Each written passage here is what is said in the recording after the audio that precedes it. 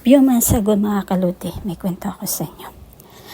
Ang hilig namin maglakad mag-asawa, alas 3 ng hapon naglalakad na kami. Talagang katirikan ng araw. Then yung mukha ko exposed sa sunlight. Wala akong suot na bushi o umbrella. Ang pang-protection ko lang mga kaludi ay sunscreen, pero hindi pa rin effective kung babad ka sa sikat ng araw. Tatamaan ka pa rin ng melasma.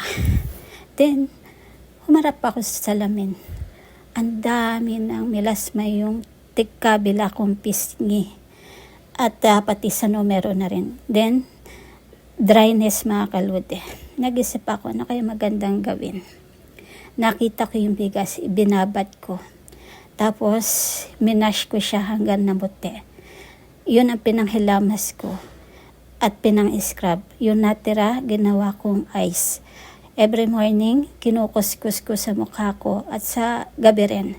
Saka yung yogurt with honey, ibinababad ko.